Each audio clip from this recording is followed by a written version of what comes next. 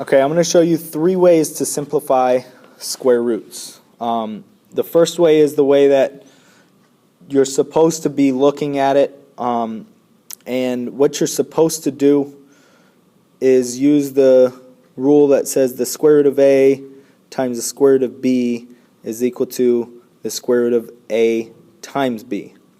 And what you do is you have something inside of a radical, and you can separate that into factors, but if you can find the factor that is a perfect square, that's where you would use this method. Okay, so what's a perfect square that goes into 24 is going to be 4.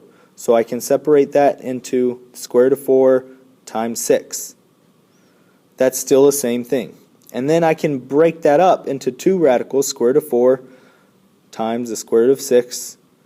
And the square root of 4 then becomes 2, so it's 2 times the square root of 6. Okay?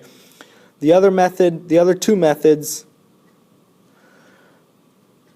are breaking it down into all the factors. Now, the first one is going to be a factor tree, which is probably what you learned in Algebra 1. And you can break it down into any factors. You can use 8 and 3.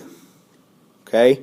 What multiplies to be 8 factors into 4 and 2. What multiplies to be 4, 2 and 2. If you're doing it this way, I would encourage you, when you're finished and you have all the factors, bring them all down to the same level. Okay? And what you're looking for is pairs. And I have a pair of 2's, and then I have a 2 and a 3. Neither the 2 or 3 don't match up with the pair. So for each pair that you have, that's going to go on the outside of the radical. So 1, 2. And what goes on the inside of the radical is what doesn't have a pair. So the 2 and the 3, and you multiply those together. So that's going to become 2 times the square root of 6. I get the same answer. And this next method I have is called the birthday cake. And it's very similar to the factor tree. Know one of these 2 methods, the birthday cake or the factor tree, because you're not always going to know a perfect square that goes into a number. Okay? So know one of these 2 methods. If you can do it this way, great. If it's a small enough number and you know a perfect square that goes into it, go ahead and do it that way. But you need to understand one of these 2 methods, the birthday cake or factor tree. With the birthday cake, the key is you must use prime numbers.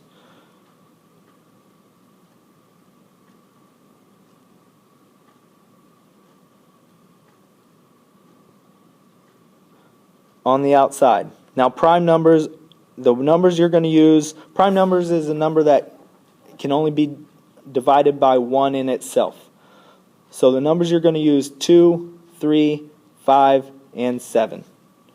11 may come up, but you're really looking for 2, 3, 5, and 7. That's typically what is going to give you enough to factor it or to simplify.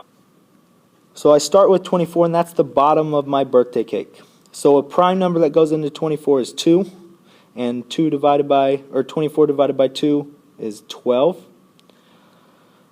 I'm going to keep using that same prime number until I can't anymore. So 12 divided by 2 is 6. 6 divided by 2 is 3. Now I can't use 2 anymore. 3 is 3 and 1, 3 times 1. And the 1 at the top represents your birthday candle. And that's your birthday cake. Now, from this point, you have all prime numbers on the outside. Okay? What you're looking for from here, it's the same as a factor tree. You're looking for pairs. I have a pair of 2's, so that 2 comes on the outside. What doesn't have a pair is left on the inside, 2 times 3. So it's 2 times the square root of 6. Same thing. I did 3 different ways. Know either the factor tree or the birthday cake, though. So for 360, this is one that you may need to know the factor tree or the birthday cake if you can't think of prime numbers or a perfect square that goes into it. For the birthday cake, I'm going to do the birthday cake here. I always start with 2 if it's even. Okay, so I'm going to get 2 in 180. Divide by 2 again, 2 in 90, 2 in 45. Now I can't divide by 2 anymore, so I'm going to divide by, I know that 5 goes into it, so I'm going to use 5. 5 times 9, and then 3 times 3, 3 times 1. And that's my birthday candle. Okay, so now I'm finished, and now I have to get my pairs. So I have a pair of 2s here. Let me change colors. And I also have a pair of 3s. Okay, so what's going to go on the outside is 2 times 3. What's left on the inside is 5 times 2. So I'm left with 6 times the square root of 10.